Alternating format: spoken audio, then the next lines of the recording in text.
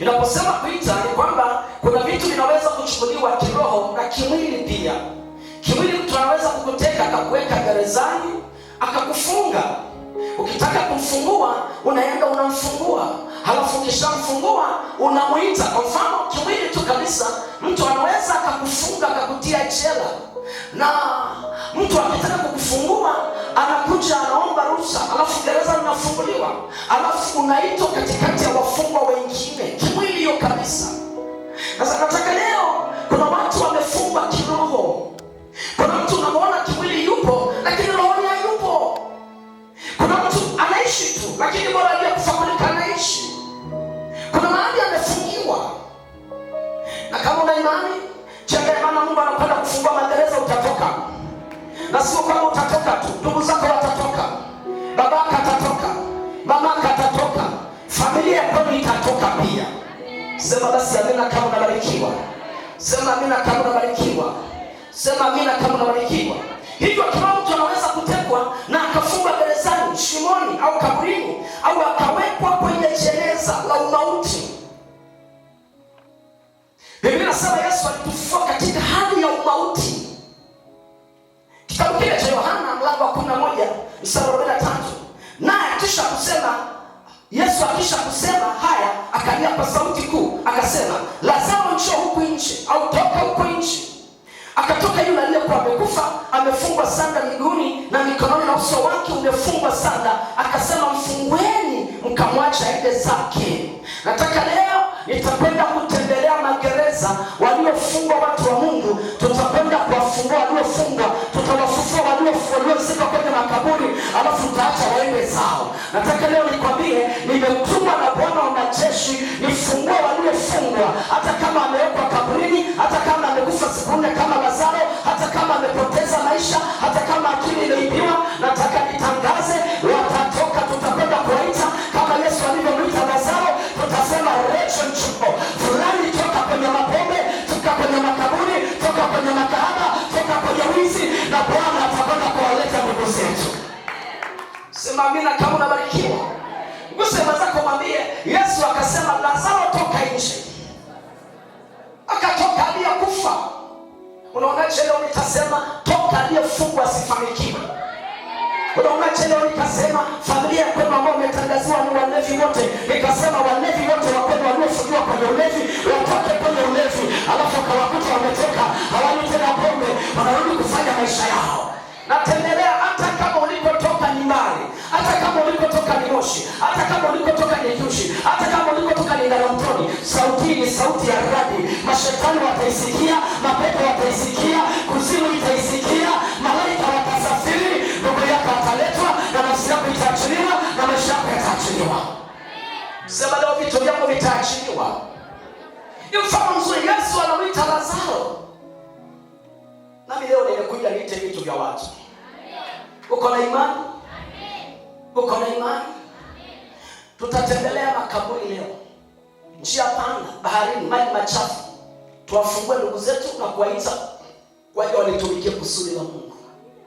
Kuna watu wanateseka, sio kupenda kwao.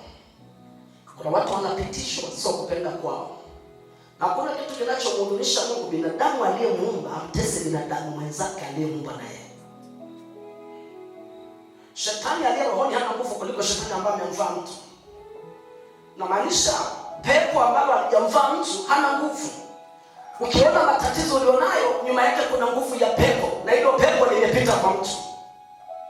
Na leo nataka nitangaze, aliyetumiwa na shetani akumalize atamalizwa kabla mwaka hujaisha. Kama nimesema atamalizwa kabla mwaka hujaisha. Anayetumia nyota yako kufanikiwa kwenye vitu vyake vitakwenda kuisha, vitakwenda kusorota, atakwenda kufilisika, alafu mwana wa Mungu utanyanyuka kibendera ukitangaza wokovu wa Bwana. Tumoja aseme amen. Useme zako mwambie unaamini hautaondoka kama ulivyokuja. Useme mwambie amini kwamba fadhili waliokuvalisha unaacha hapa. Kila kiu waliokuvalisha unaacha wapi jamani? Unaacha wapi jamani? Useme zako mwambie anza kucheka.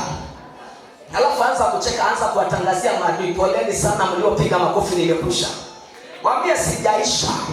Kuna watu wamekukatia tamaa wakasema huyu amefika mwisho. Habari njema niliyo nayo, utafika mwisho. Bado kuna kitu Bwana anataka ufanye katika familia, katika nchi, katika Tanzania, katika kila mahali alikopeleka Mungu. Kuna watu wanatakiwa kafanyike kuwa wafanyabiashara wakubwa. Kuna watu wanatakiwa kwenda kuangalia familia zao bado hawajamaliza kazi. Kuna watu wanatakiwa kwenda kuwasaidia watu wanaoteseka. Kuna watu wanatakiwa kuinuka kwa viwango vya level ya juu. Ukitoka leo maadui zako hawatakuona. Ukitoka leo njia zako walizokuelekeza uende kifoni, hautafika kwenye kifo, utafufuliwa kabla hujafika kwenye kifo. Sisi kama nasikika kweli mahali hapa. Nasikika kweli mahali hapa. Halafu unajua atajiuliza, hivi kweli ni yule baba leo ndiye anakaa na watoto wake? Hivi kweli ni yule dada leo ndiye ana furaha kwenye hiyo ngoma? Hivi kweli ni kijana wake ndio anaendelea vizuri? Hivi ni kweli ndio leo anafuka vizuri? Hivi ni kweli ndiye anamimina matendo? Hivi ni kweli ndiye anasomesha? Hivi ni kweli ndiye amenyanyapa? Hivi ni kweli ndiye anapendeza hivi? Na wataambia ndio yeye, ndio yeye, ndio yeye. Hata macho yangu hayaamini. Kuna watu watatu na kwa fadhili moja, fadhili la kuaibishwa, fadhili la aibu. Roho shaka, nataka uvuke viwango. Nataka uvuke viwango. Katika familia iliyodharaulika watatoka mashujaa. Katika familia iliyodharaulika watatoka mashujaa ambao watatangaza habari za Yesu. Watapiga ukunga. Roho shaka, nakwambia utakufa mpaka umeweka historia kwenye ardhi ya mama yako. Hautakufa mpaka umeweka historia kwenye hiyo boma. Na matangazia wanafiki wote wanakwenda kurudishwa nyuma. Ile nyuma iliyokaa muda mrefu inakwenda kumalizika. Ule kaka aliyepotea anakwenda kurudi. Ule mtoto wake aliyepotea anakwenda kurudi. Ile kizazi walioiba, kizazi cha kubeba watoto kinarudishwa. Ile akili ya babako iliyoibiwa inakwenda kurudishwa. Atakuja kwa mtu bora. Sema amen. Muse mwenzako mwambie leo cha moto kitaeleweka. Sema mwangalia uso wako mwenzako mwambie leo. Angalia basi mwambie umejiandaa. Hebu shika kiuno kidogo mwambie umejiandaa. Alafu angalia mbele sema kwa kweli nimechoka. Nilikotoka ni mbali. Ila ni kama nakaribia mahali ninakoelekea. Ni kama nakaribia kwenye nchi ya ahadi. Nakaribia kwenye uponyaji unajua. Nakaribia tangu nimesikiliza mahubiri haya, ni kama nakaribia. Ni kama naona maadui zangu wanaanza kuchoka, wanaanza kunyenyekea, wanaanza kudondoka, wanaanza kukosa mwelekeo. Na leo nakwenda kuwachanganya adui zako. Tumoja sema wachanganyikiwa. Uko tayari tukawachanganya? Uko tayari tukawachanganya?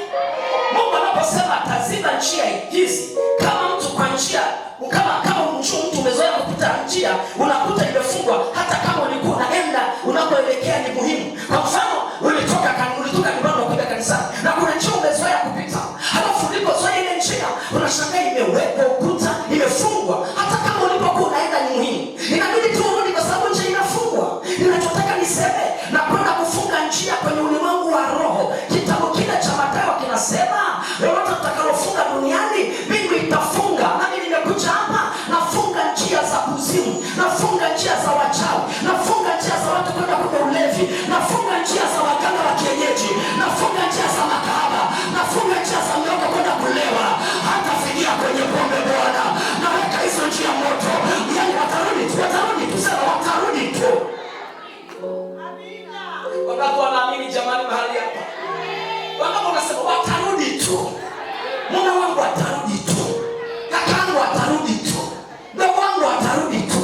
Baba wangu atarudi tu. Na kama wanaelekeza babako kwenye mapito ya umaskini, asipate kazi, asifanikiwe, na kwenda kurudisha miguu ya babako. Hata kama amechelewa, kwao amechelewa, lakini kwa Mungu hajachelewa. Anarejesha miaka iliyoliwa na pale na tumoja aseme aya. Sema hakuna kuchelewa kwa Bwana. Use mwenzako kwenye bega, mwambie hujachelewa wewe. Mwambie hujachelewa.